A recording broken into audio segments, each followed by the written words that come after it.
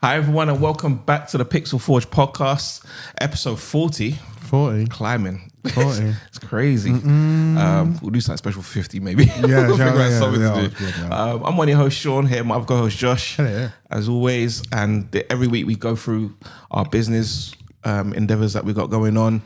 Also, everything in the world of gaming and the world of Warhammer and smidge of tabletop. But I've got some tabletop this week. Oh, you have got tabletop? Yeah. I wasn't going to say it because I'm not sure if you had anything. I have. Thank you. But yeah, how you been this week? I know you've... Good. It's been busy with work. It's I probably feel like every week, once we do this, it's like I don't speak to you because everyone's so it's busy. just so, Yeah. It's like... literally, like I did most of my notes today at work. Yeah. Right, I've just been so constant. But I'm all right, though. It's all good. Nah, that's good. That's good. How you doing? Same old, I guess. Still recovering with his leg. it's gammy, It's pretty much getting better. Like, hope, fingers crossed, in a few weeks I should be back to work and back to normal, I guess, routine. But yeah, it's just taking its time. It's so annoying. Don't get me wrong. I don't mind sitting at home and doing nothing, but it's just it does get draining, boring sometimes. I want to be out there doing something, or do something more of my time, basically. But yeah, I've been all good. Apart from that, Good. so I think we're gonna dive into some gaming first, which should be cool. I've had a few bits of gaming. Obviously, we missed last week. Hence why you see the background looks a lot different. The studio's getting an upgrade. Well, it's already upgraded, but it's getting a further upgrade, I guess. Yes. So yeah, you'll notice the decorum has changed. Use your TV, but we've got AC unit there too. Yeah, it's AC instead this week. Yeah, do you know what I mean? So. But yeah, dive some gaming news first. I know, obviously, whole week. What have you been playing? That's always start off. What have I been playing? Well, some other people at work, I've played Warzone twice. I actually saw you on that, and I was like, "There's no way this guy's playing." Let me tell you. I was like, "Wait, it's not Battlefield. What's he doing?" Let me tell you something.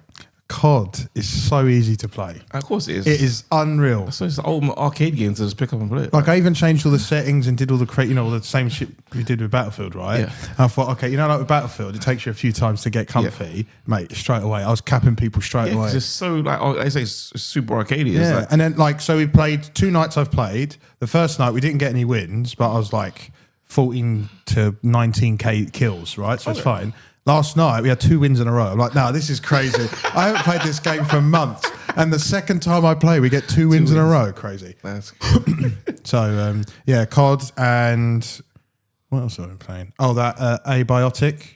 Yes, I've been playing that. It's so funny because I was watching another podcast, and one of the girls was like, she's been playing that a lot as well. Like, obviously, I know it came out. I think last year it came out.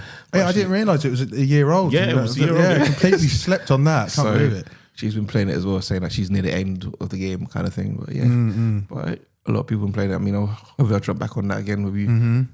Definitely to check it out. See what you've done. I don't know what the space now looks like. Oh, yeah, I've done a few upgrades. But yeah, I mean, I've been diving through a lot of stuff. Obviously, still playing a bit of Fire Red on a DS. I jumped on. I played that Darwin's Paradox demo, the one with the octopus. Oh yeah, how was that? Yeah, it's obviously it's about 20 minutes around that demo. Like it's quite decent demo as well. So you're doing different stuff like the stealth. You're going and doing some of the water parts as well, like underwater. With obviously his attributes as octopus. But yeah, it's fun. Like it is. It's challenging. It's annoying as well when you get because the demo puts you in the part. Remember from the PlayStation thing when they teased the Metal Gear part of it when he's under the box. Yeah. So you have that part, but you get out of the box obviously. But he has the bandana and everything like that. It's funny, but it's good. It's good. Like it's a good, decent demo. Probably recommend it. Like give it a try if you wanna before you check out the game. Definitely try that. Been playing RoboCop, Unfinished Business. Started that only on that second level. I need to finish that. Also I started Death Stranding. I don't know why. This came out of nowhere. I actually started I'm actually just at the beginning part, so I'm about to go see I bought the vials to their present, so like the president that's dying, whatever, the woman. But I don't know yet. I haven't seen her yet because I was like, but I had to stop playing when I did. But yeah, I'm only at the beginning. So. You need to don't stop at the full hour like I did. No, I actually will keep playing that. I told you I stopped at the same place twice. So yeah, but I played that. Another game I played, Replaced demo. It's only on PC, but I played this replaced demo. When I tell you, this game of the year, it's absolutely cool. That's just a little demo tease that I played, and I could vision the whole game. What game replaced? They announced this about, I want to say, 4 years ago. 4 years ago or more, but it's just been. I know that it was a team. I don't think it was a team out of the Ukraine. I'm not sure. Yeah, I remember it's getting delayed. It's been delayed a couple of times, to be fair. I think it's been pushed back, but I think hopefully Game of the year over Resi. Game of the year over Resi. Oh yeah, 100%. Oh, I remember this game. I do want to play this. No, it's really good. Really good. The demo is a bit of annoying because it teases you like obviously the combat and then how the action, a little bit of the environment and stuff, how you interact and stuff. So it kind of teases you a little bit. It leaves you wanting a lot more. Leaves you.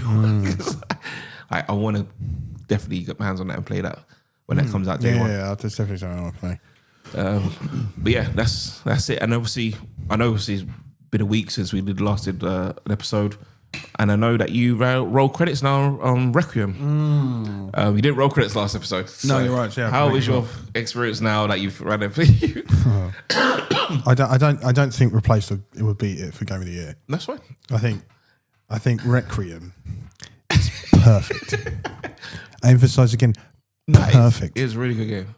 It's absolutely insane. Fantastic. All the like the fan service and the teases and like the whole thing with Xeno and all of that stuff and like who he is and like it's just the game's just perfect. Yeah, I think I left you when you saw him when you went with Grace outside or something. You saw him first, and I think that's why I left you playing kind of thing. So that's where we talked about the two endings. We could carry on straight after. I remember with I picked obviously the bad ending. I did first as well, and the first thing I said that is not the fucking ending. I said it out loud. I said, that is not the fucking ending. I was like, absolutely not. I did the same thing. Absolutely not. And then you play the other ending, obviously. Yeah. And you're like, okay, here we go. Action's picked up again. It made a new cutscene. I was like, oh yeah, here we go. It was good. It was fantastic. I've realised, although I do realise I'm going to have to play it 4 times.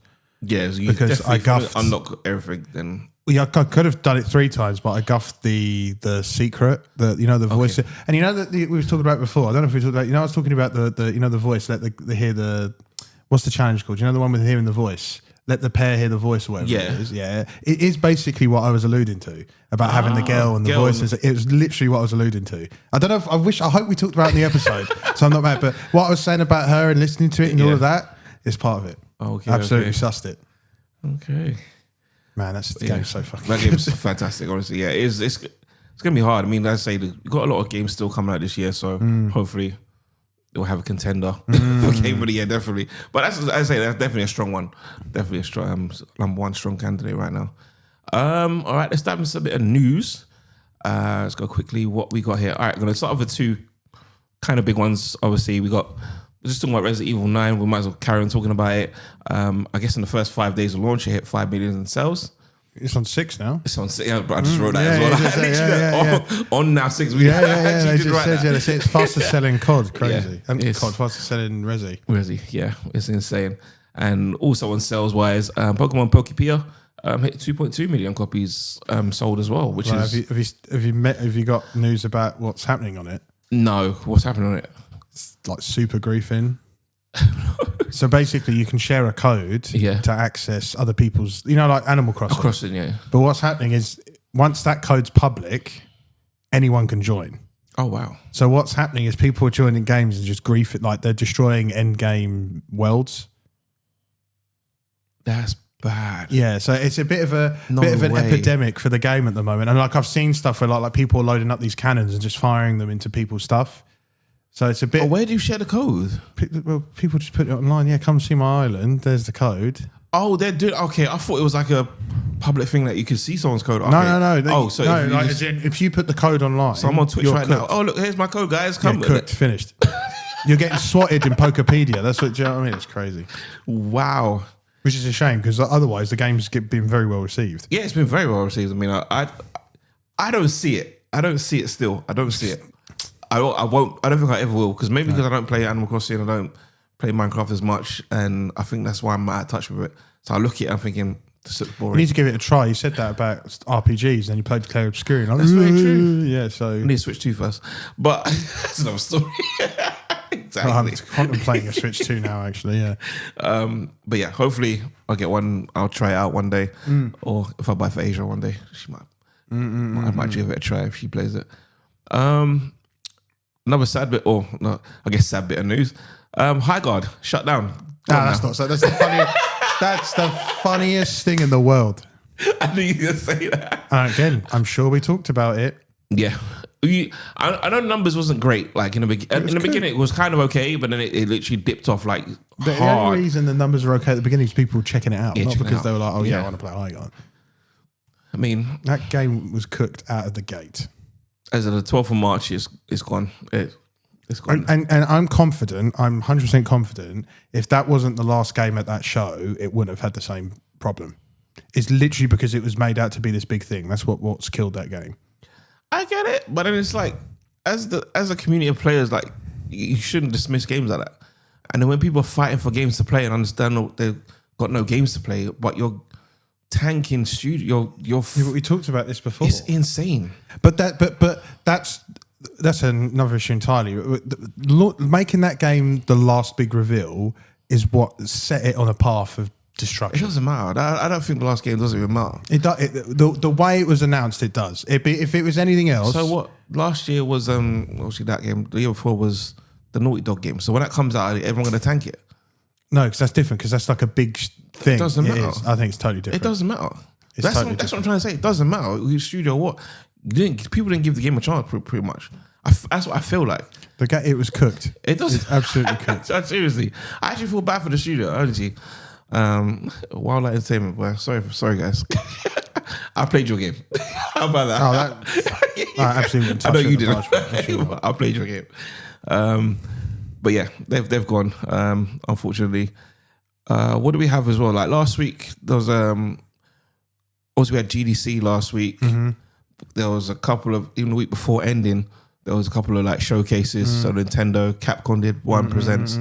So I've got some kind of notes from there. Also, I'll just mention this first one. The Division had a 10th anniversary showcase, showing obviously roadmaps and stuff, little bits of what's happening in Division 2, like little add-on skins and stuff like this. They had obviously talking about the mobile game Resurgence, which is coming on the 31st of March to mobile. I don't think I'll get it. Yay. I might try it, maybe. Yay. But I just don't play mobile games. Even with Destiny Rises, I just don't play mobile games like that. Yeah. I don't see the. I think the only mobile game I'm literally stuck on is the Pokemon. That's the only one. Yeah, but that Pokemon games, that game is slightly. That feels and acts like a mobile game should. With these ones with Destiny and stuff, like it's just trying to be something I just can't. I just don't find interesting. It's not smooth. That's why. Because it's not like a normal.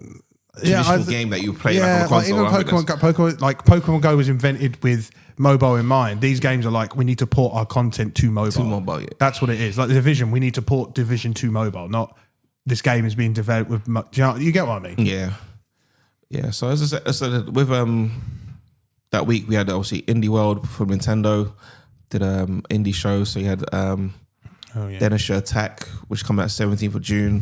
It's a demo out now.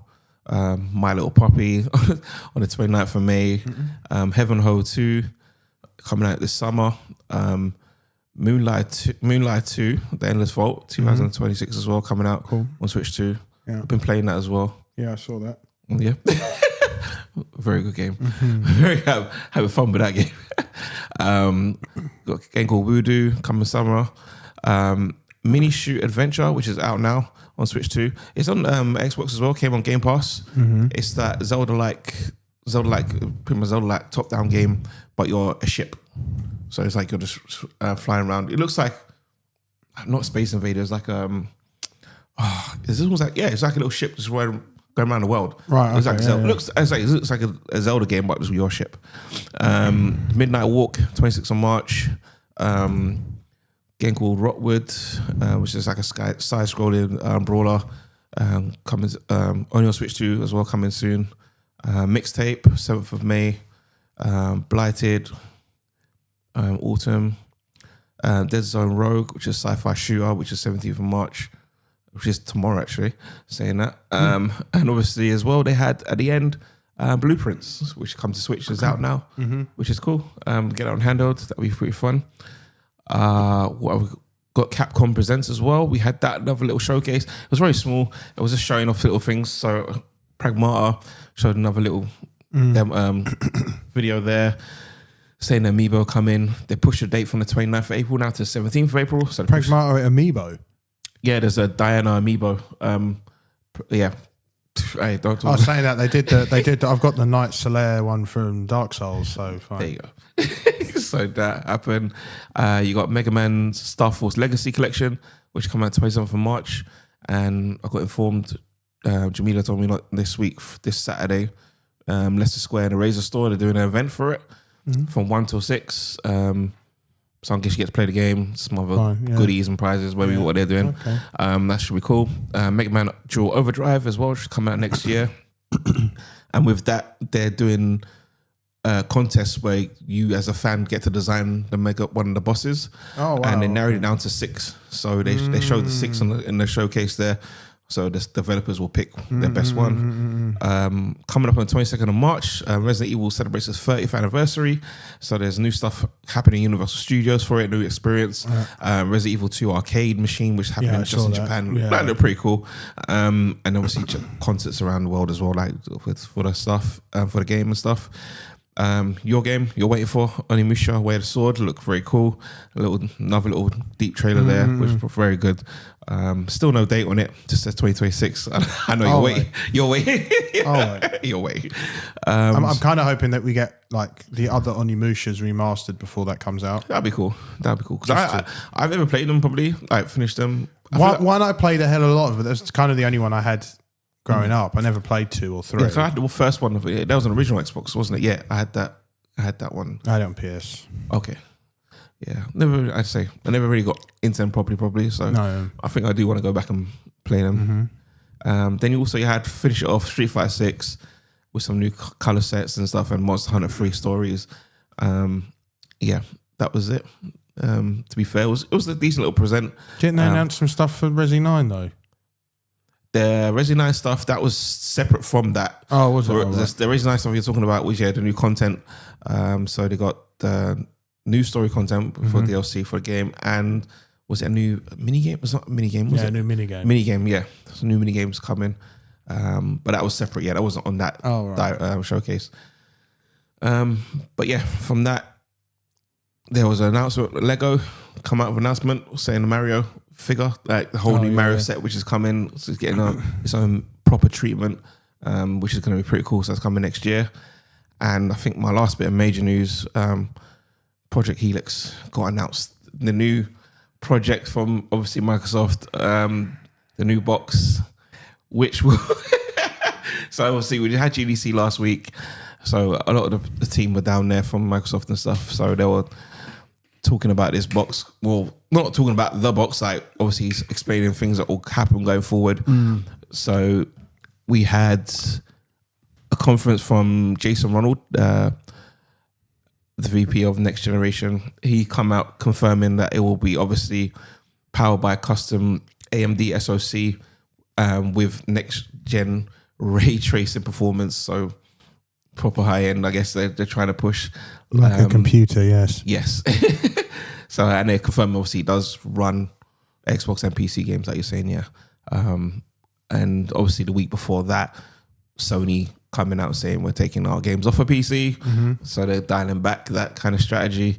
Well, they have to, because they won't sell PlayStations if they did keep it on PC. Yeah. Because of the move by Microsoft. Yeah. But then the Steam machine's the same, gives them the same threat as well. Oh, 100%, yeah, exactly. And Japan won't want to lose sales of consoles to 2 American companies. Yeah. Absolutely not. Absolutely not. Which is a shame, because obviously you want to get games everywhere to people to play them. I mean, I'm not sure if they will put stuff on Switch. I don't know. They don't even put stuff on Switch, do they? No way. You don't think about it. Do you think they would do? No. Being like a Japanese thing, like no. Nah. They're going to be just as territorial in Japan as anywhere else. I'm just saying. They'll probably even be worse. Obviously, yeah. So we got the new box announcement, but obviously with the GDC, it's not for people like us. It's not for the gamers, it's not for the consumers.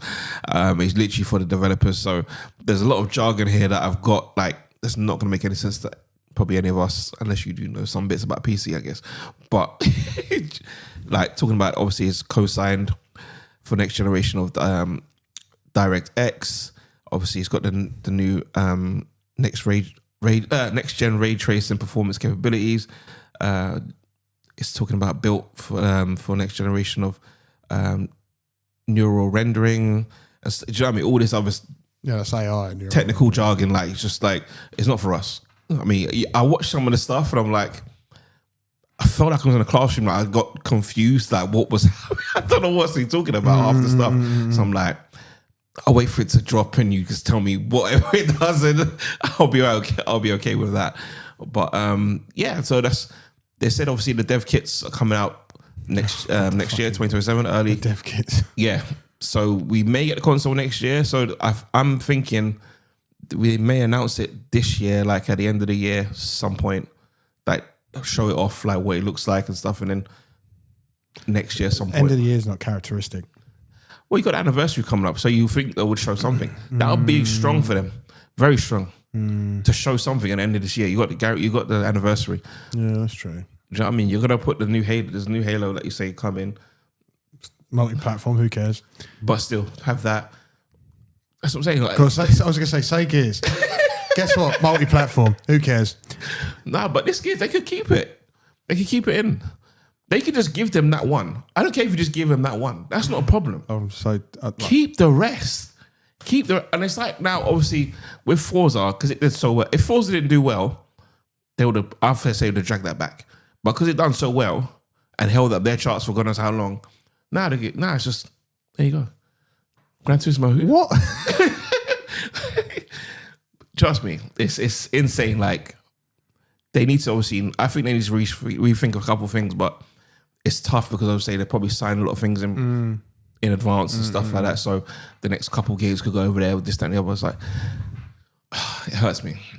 I'm excited for this box though, this Helix. I'm excited for it. I'm very excited. I'm glad you are. I'm very excited. I literally couldn't give a shit. I bet you can't.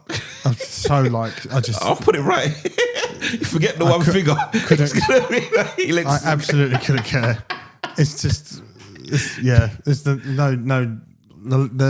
need for allegiance is gradually just chiseled away. I'm excited. I'm sorry. I am actually geeked for what's gonna happen. I'm ready. It'd be easy to get a Steam box. I'll get that as well. This guy's good. I'll get that as well. Yeah. Why are you going to get a Steam box and an Xbox PC? Two different areas of the house. I don't know. You're insane. That's crazy. It's play anywhere, isn't it? And it's funny because this is an Xbox now. They've cancelled that campaign. They've shut it down. Like you can go to this, we go to the sites now. It's gone. Like yeah, of course they have because they tried to use Sarah Bond as a scapegoat, and they've got to follow the scapegoat up. Yeah, get rid of it all. It's so crazy they took that down. I was like, I don't know what they're fucking doing. But that's it for me. But it was exciting. I'm ready. I'm ready for new Helix. I'm glad you're excited for both of us because I just cannot be excited by whatever this is going to be. It's going to be an interesting thing. Yeah. Oh, one thing. I also, guys, have notes on the BAFTA Game Awards, which is coming up in April. But we said we're going to do a separate episode for that. So we'll talk about all the categories and do what we did last time for the Game Awards. Yeah, I think so. Yeah. Who's going to win? We'll do our picks. We'll do our picks and stuff like that. But yeah, that's coming up. Cool. Right. Well, on that Helix bombshell, yes, I've got a mixture of news for tabletop. I've got a load of Warhammer stuff, and I've got only one I knew about. Yeah. Well, you know what? I haven't even put the Yarrick thing in here purely because I saw it literally on the way here. So I'll probably bring that up next week, and I'll probably talk about Yarrick a little bit as well. But for FYI, because by the time this comes out, Yarrick's happened anyway. that Yarrick is alive. We talked about in another episode that Commissar Yarrick was dead, and that's what sent the orcs on Armageddon, sent him into a rage. I thought it was Angron, the demon, and it was a whole thing. But he's alive. He has a very, very, very, very, very cool trailer, which gave me goosebumps. It's very cool. Wicked trailer. It's very reminiscent, for those that haven't seen it yet, it's very reminiscent of Lord of the Rings when, I can't think of his bloody name. I'm trying to think. I know the steward of Gondor. How have I forgotten his? Tomato Man, the one that eats the tomatoes while Pippin's singing. Yeah, when he's screaming and telling Minas Tirith to flee and run for your lives, this is literally that, but 40k. Like he's in the comms. He's telling all these troopers like, leave, get off planet, get onto a shuttle, and then Yarek's like, how about new? Does a Gandalf, or a bit more graphically than what Gandalf did, and then he's basically like, shut the fuck up and get on with it. Get on with it. Exactly. It's a very cool trailer. If you haven't watched it by now, please go watch it. It is very, very, very, very cool.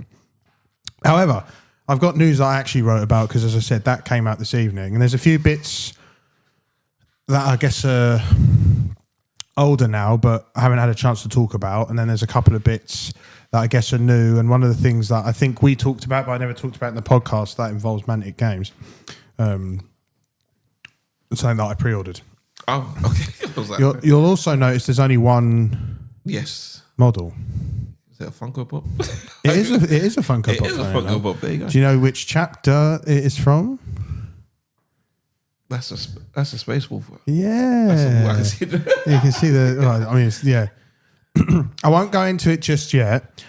Just because what I thought would be a good idea this week would to just go into a little bit of the lore behind Space Wolves, obviously after your Rune Priest from the last couple of episodes. I think it'd be a good idea. But before we go into that, I'm going to quickly touch on some of the news, and then it may even be a double crossover to talk about Space Wolves, because there's a lot of stuff to talk about. So I tried to flesh out as much as possible for like a new player like yourself. Nice. So we'll see how that goes. But anyway, the news. New 40k narrative. The Eye of Terror. And we talked about this with you as well. The War for the Cadian Gate. Basically, I'm probably a bit out of touch with the lore, I guess, from what I'm understanding. But basically, the Cadian Gate, which was Cadia and all the surrounding planets of that area, is basically still quite active in terms of conflict. Okay. And the resistance towards chaos has obviously been dwindled ever since Cadia fell, which was like the main planet. However, now after millennia of years and millennia of time where chaos have been prepping, inside the Eye of Terror, which is the big space chasm, Puerto Barrow and the Iron Warriors, and he's the Primarch of the Iron Warriors before he turned traitor. The Iron Warriors are obviously a traitor chapter. They've basically launched an open warfare against that whole sector of the universe, because it still holds some level of significance in terms of defense for the Imperium. Because even though Cadia fell and the Eye of Terror opened up, there's still stronghold planets that are defending that sector. Okay. So it's called... War for the Cadian Gate, part of that is called the Reign of Iron, which again goes back to the Iron Warriors. And there's it's the big... Because it's the first big bit of narrative prior to the 11th edition of 40k. It's obviously going to have the big old thing. There's a book that follows it. Follows Warsmith, Kravek Morn. He's leading like several of the assaults with the Iron Warriors against a lot of these planets. Iron Warriors are like, I guess, the counter to the Imperial Fists. Both those chapters, Imperial Fists is a loyalist chapter. Both those chapters are designed for siege, penetration warfare. So they're very much like the Iron Warriors are designed to work towards taking the rest of these planets on the Cadian Gate. We'll then have another. Basically, they've released a new rule book that brings back an Apocalypse style rule set. So Apocalypse was like where you could have like 10,000 points of basically like my Space Marines. You could have 10,000 points of Space Marines and play them rather than having the smaller games of like 500 to 2,000 points. So you get super big games. And then alongside that book, there's new detachments for Chaos Marines, Loyalist Marines, Knights, Adeptus Mechanicus, and a lot of that. We talked about something last week, but like all the new Knights that have been announced, all the new Chaos units that have been announced that we've talked about, a lot of that is where that's coming from. And again, they're releasing all new models to tie into that new theme for the Apocalypse games and the new detachments. And yeah, overall, it's a really cool narrative push in the preparation for the 11th edition of 40k, and again, now that we've had that Yarick stuff as well, that's another element, because while the Cadian Gate's super important, the planet of Armageddon is very important. We talked about this before. Armageddon is like a heavy manufacturing planet for the Imperium. A lot of the Imperium's tanks and heavy weapons come from Armageddon. So Armageddon is a super vital planet. So much like the Cadian Gate in terms of its the physical defense of the Cadian Gate in that area of the space. Okay. It's just as important. So yeah, it's a pretty cool bit of narrative going on. Anything to do with Cadia and that area I'm in love with. So I'm very happy to see that area of the universe is getting some love as well. I guess that's wicked. Love depends on the angle of love. It's not they're being attacked, but you know what I mean. Next. I think this happened around the time when we had the last episode, but there was, I guess, one of the quickest leaks to being officially revealed I've ever seen GW do in my life. Literally, it must have got leaked, and then maybe 10 minutes later, they just announced it. They said, "Oh, cat's out of the bag now."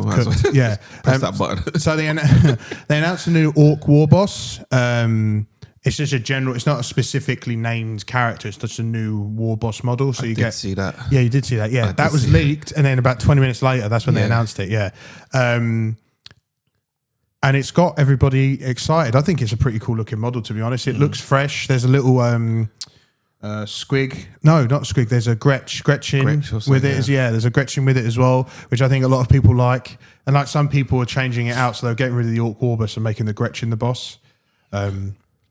But yeah, a lot of people are excited by it. Some people are describing it as proper snazzy, as the orcs would say. And it's got very much like a good blend of classic and modern orc styles and poses. And apparently, I didn't see this part, but apparently some of the leaks suggest that the kit will have multiple head and weapon loadout options, which is pretty cool because it means you can kind of really diversify how that Orc War Boss looks and what you want to have with him. But again, like I think the leak didn't cause it much problem. Sometimes when there's a leak, like people get a bit funny about the models that are leaked, but this seemed to have only done it a good thing. Because and I guess that's why it was so quick. People were so excited that they wanted the official thing. Yeah, I'm looking at it right now. Like it's very. It's cool. Like, yeah, it's really cool. Yeah, yeah, that's very good. And alongside that, there was another announcement, and it showed like 3 snippets of 3 like parts of an orc. Okay. It could be one model or several, but there was also that as well. So again, with Yarick coming back and Armageddon and all of that, orcs will definitely have a significant role in the next edition of 40k, which is pretty exciting. And although one thing I did notice, and anybody here can say, one thing I did notice was that on the planet of Armageddon, it's the Steel Legion that have fought on Armageddon with Yarick. In that trailer, there was no Steel Legion. It was only Kriegsmen and Cadians.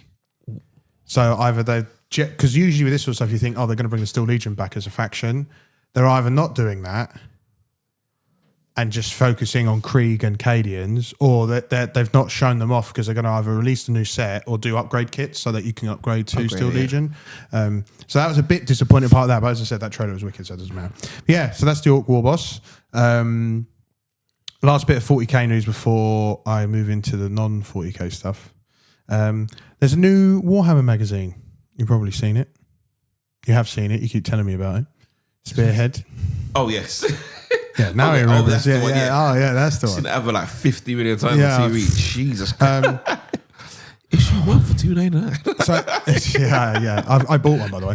I bet you did. Yeah, I wasn't going to, and then I went to WH Smith's at White City, and it's one of those ones, you're like, oh, on the wall there was 2. I was like, oh, I'm going to get one because there's only 2, and I was going to grab both, and I thought, no, I won't. Literally walked to the counter, there was about 50 million, some rack. I was like, what on earth? How did I miss that?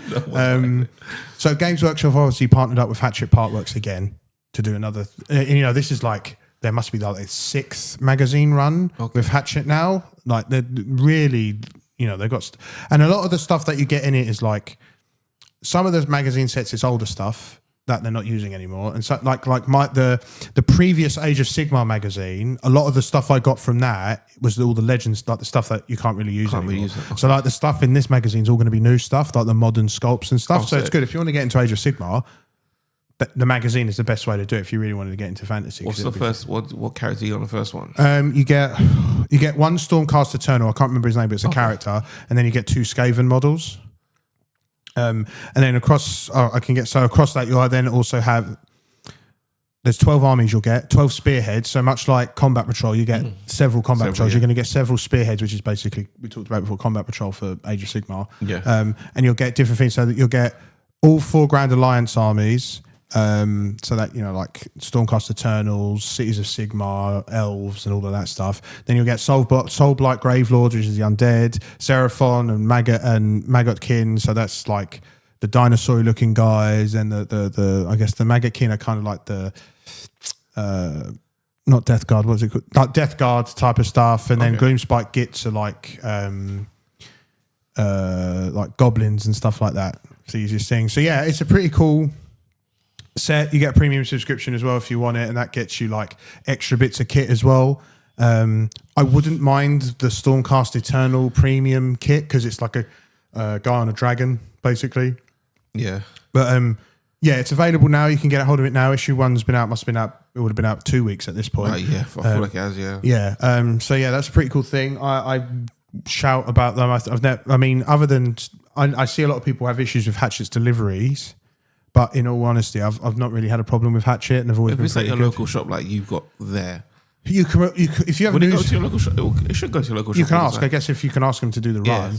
Yeah, but it depends on your local shop. If if it's a corner shop, do they do magazines? Some don't anymore. Yeah, it's true. And stuff like that. But yeah, like I feel it was years ago. TG Jones. Did I say WH? With TG Jones, you can get definitely. I think there's TG Jones, you definitely can get it out of there. As I said, White City had 40 million. You could go mad on it. So yeah, it's definitely something to pick up if you want to get even if you just get the first issue for £3 just to sort of see what the fantasy stuff looks like, because you never know off the back of how it looks. You might be like, actually, I quite like the idea of it. But yeah, lots of stuff. One here, you get the miniatures, you get the Greyseer, Warlock, Engineer, miniatures, and dice as well. Dice, there's a ruler in there. That's crazy. You get quite a lot of stuff in the first. For £3, it's all right. So then, say the next issues and stuff. Obviously, I know it goes up to whatever price. £10. Yeah, is that worth it for them that character you're getting? Do you think, or is it depends on how you look at it. If you're looking at it for sheer value, some won't be, some will be. If you're just looking to amass a fantasy based job lot of models, it doesn't. The value element doesn't. So it's not like me. I don't have none. So like. These magazines are designed for that. Yeah, it'd be perfect. Same as the Combat Patrol. The Combat Patrol isn't designed for people that already have it. It's designed for people to get into it. That's the whole point of these types of things. But like as I said, well, anyway, I absolutely went ham on the first issue of Combat Patrol. I must have made up maybe like 3 Terminator squads worth, and they're 5 each. I at least got 15 isses. Jesus Christ. Not all at once, by the way, before anyone starts cussing. It was over time when it was available. White Sea was closed at that time. Yeah. But even like I think I talked about before, like the Cadian issue where you got loads of troops. Even that issue, like people were bulk buying that because they knew it was £10 an issue. And you got a full squad of Cadians. They're like £25. Okay. The command squads that I bought, they're £10 an issue. Command squads again, I think are like £25 actually. I think, and so I bought 3. It's only cost me a £5 or more to get 3 that I would only get 1 for. That's quite sick. And like I've already converted one into like a traitor command squad for my traitor army and stuff. Like I haven't bought them to sell them all. I bought them with a purpose. Like I'm even seeing with the Combat Patrol, £3, right? On Vinted, I'm seeing people selling it for £10 already. And that's not including the delivery. Scumbag, by the way. Do you know what I mean? Like like people just stupid. But anyway, £3, really good. Even if you never get into any other fantasy, it might be worth it. You just sign up on their website. I'm not on the website right now. And obviously if you just set up the subscription, it says on your 4th delivery you get free stuff. Yeah, paintbrushes, 6th delivery a mug, 7th delivery you're getting Stormcast Eternals Night Relictor. Yeah, for free. Yeah, that's crazy. Yeah. Okay. And then if you do the premium one, I think it's usually like £4 more, and then you get every 4 quarters of the delivery cycle. So 2, 4, 6. If it's 80, so every 20 issues you get like a big model. Oh, the first delivery you're getting the Clippers, which you told me. You need that stuff. We need that stuff. All right, cool. So Spear's pretty cool. As I said, I wasn't going to buy one because I was like, I don't need any more fantasy stuff. Yeah. But I was like, for £3, it's just something different to try. Those models I can bring in and talk about now. Do you know what I mean? So there's all manner of things. Should I? Yes. I'll think about it. I'll leave the page here. The thing is, unironically, if you go onto the Combat Patrol one, the 40k one, you may still be able to subscribe from the first issue and still do the same thing, but with the 40k stuff. I think personally the 40k stuff would be better. And then, the first issue, if you can pick it up for £3 off a shop, I would do that so you can try them out. But the 40k one, I don't know if it's gone too far now, but you may be able to start a subscription. Maybe. We'll have to find out. He's not looking confident. I'm looking at it. Right, so that's all the 40k stuff anyway. I've got 2 bits of news for Wargaming, and then I'll try and squeeze in a bit of Space Wars because I'm just conscious of the time. So I'm going to do the Mantic thing last because I think that's the thing I'm most excited about because that's what I've actually got coming. First is Gundam Assemble. Do you remember this announcement? No? It's basically, the Gundam card game? Yeah. It's that, but with miniatures. Okay. So you get to build like tabletop Gundam models and play them and use them. Didn't they have some already? There was stuff announced, but this is like the actual like starter set. There's no Gundam out already, like miniatures already?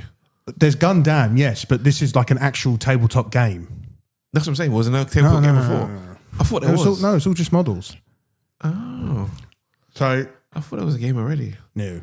They announced about the game and stuff like that, but there was no like starter set or anything. I think there was some stuff in the wild where like you could get the cards with the miniatures and stuff like that, but there was no like. This is the actual starter set. This is to give you like a like if we split it, we could play together. And do you know what I mean? Yeah. So the starter set, which I think is a fairly good price considering what you get, is going to be $35. So it'd probably be about £30.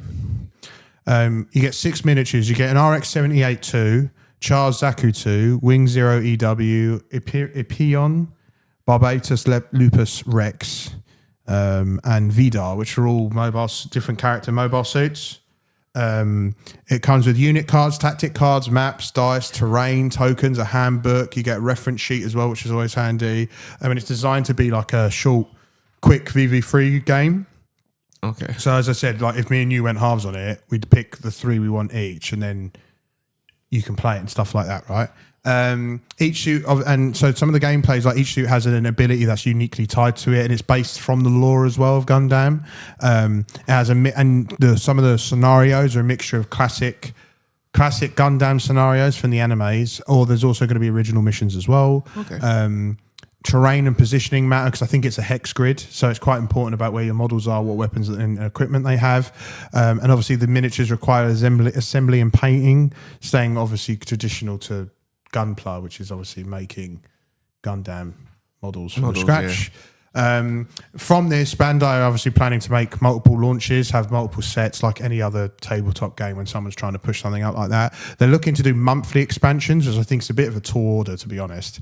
But we'll see. I think it'll be impressive that they manage to do that. There'll be obviously more rules and there'll be videos to learn how to play it quickly and stuff, all the usual stuff. What if they have stuff at the Bandai store then?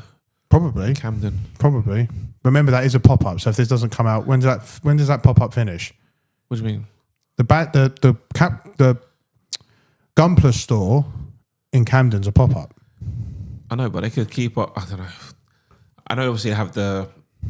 I guess maybe in the normal Bandai one, they have like the little card area, which is tables and stuff. So maybe, yeah. Have a night where they do the Gundam stuff. I don't know. Yeah, possibly. Yeah, I didn't think of that. Yeah. Pre-orders are expected to go up October. Okay. So, and I think it'll only be a month or two. So there'll probably be full time. It's going to come out fully. And I guess this is Bandai's biggest push for tabletop since like doing the TCG, Gundam TCG. So I think Bandai must have had some success with the card game for them to really push the tabletop stuff as well now. But I think it's pretty cool. I think it's a good price.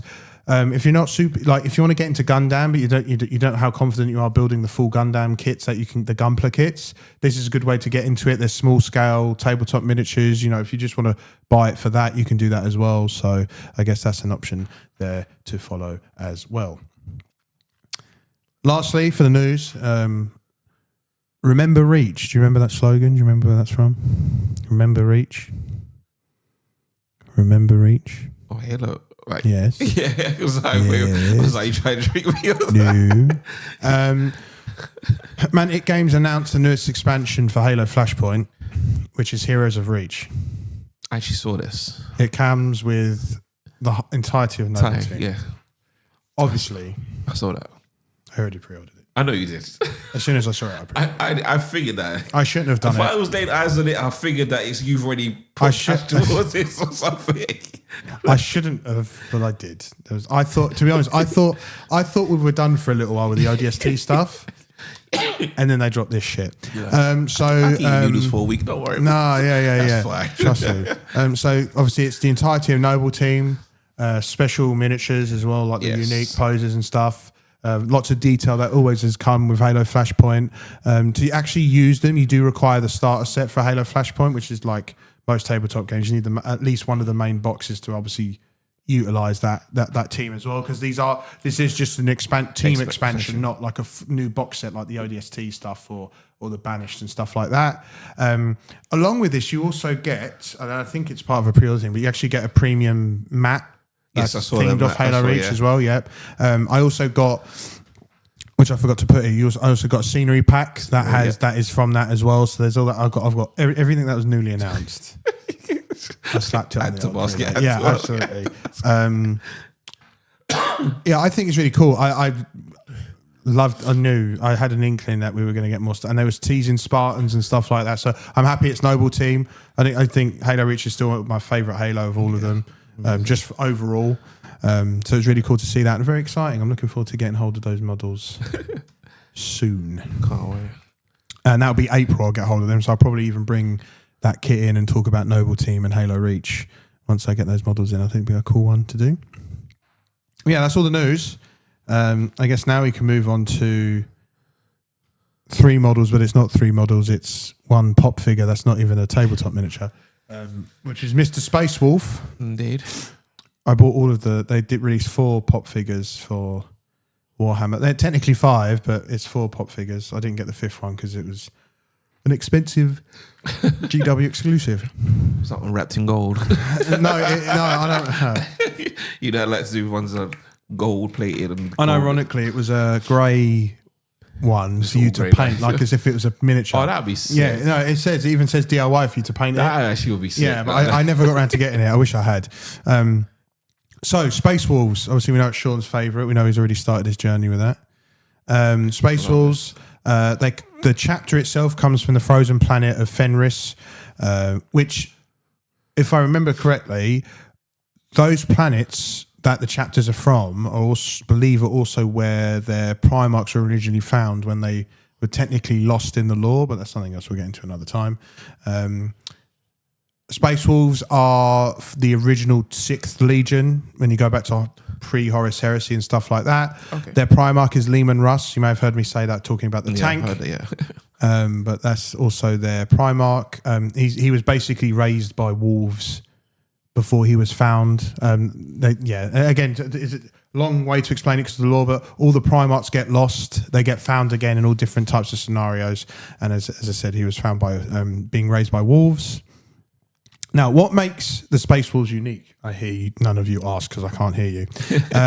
Their gene seed contains the Canis Helix, giving them heightened senses and a feral edge. So, like, their gene seed, which we talked about before, is how a Space Marine is created, is very wolfy. Just a wolfy. Which is also where we talked about the Wolfen virus comes from, where they could become werewolves effectively. Yes. That's where it comes from, and it's inherent of their gene seed.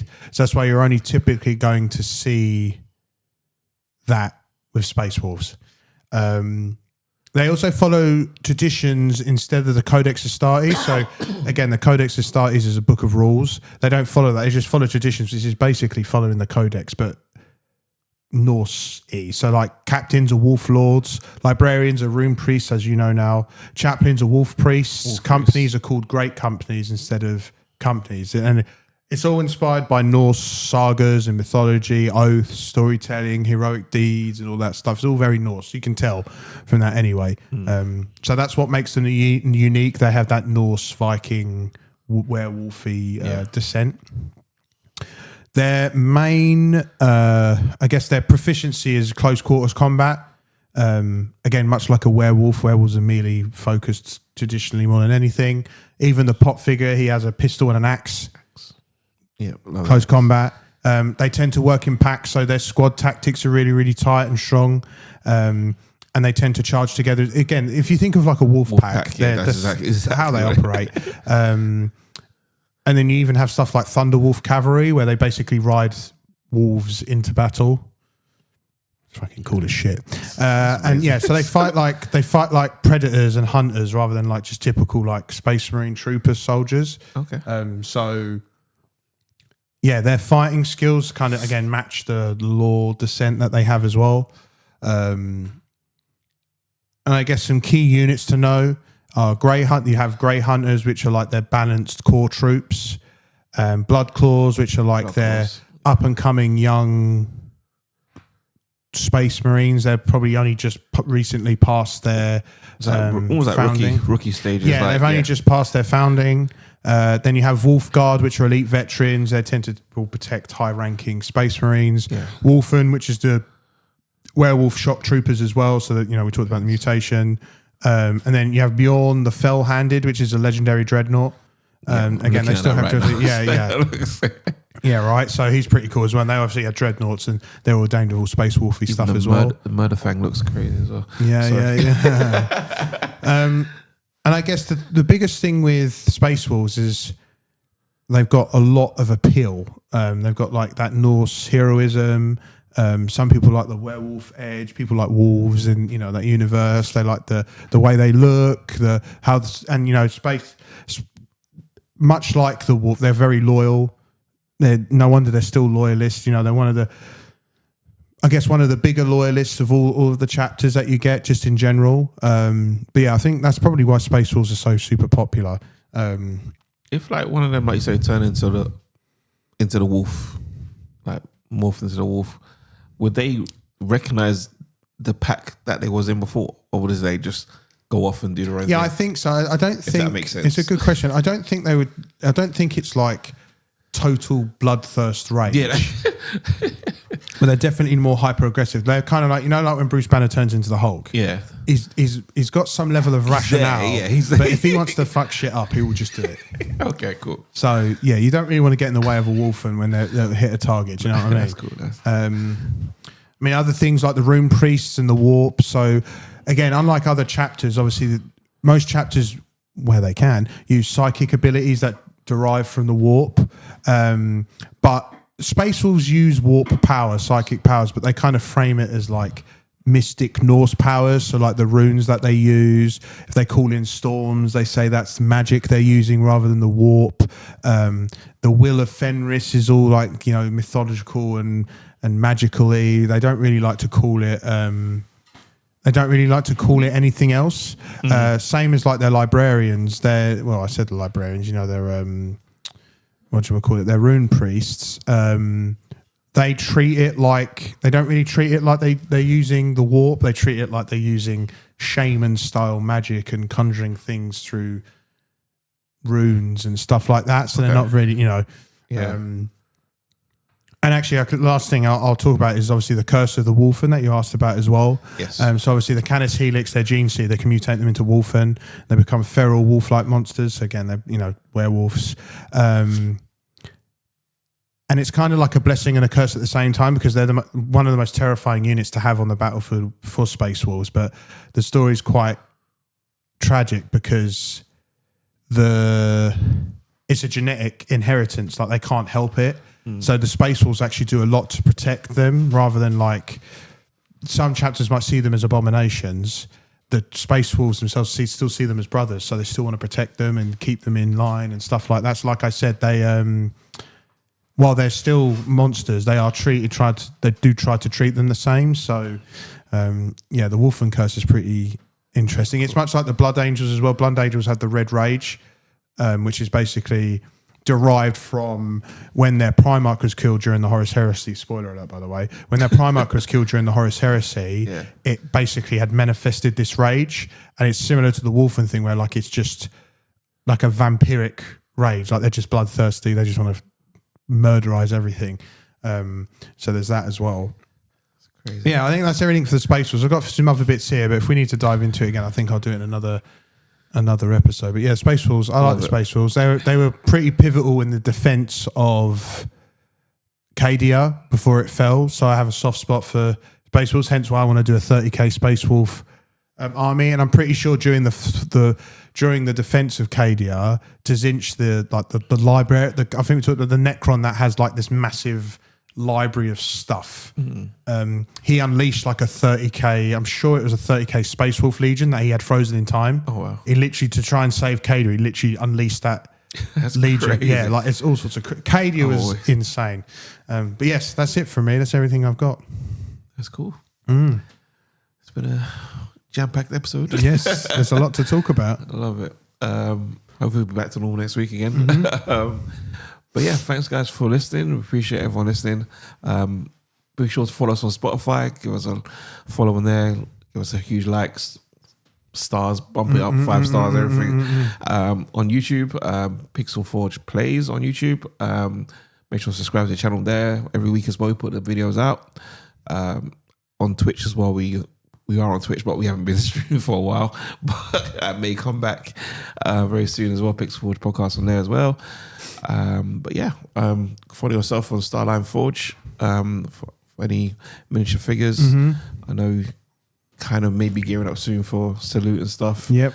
Probably next couple of weeks, I'll speak about that a bit more. Yeah. For myself, Game Party Pro, or my other one is Unchained Assassin, which I will probably get back to doing more content and stuff on that as well, hopefully very soon as well. But yeah, that's it for this week. Appreciate you guys all listening. Catch you next week. See ya. Peace.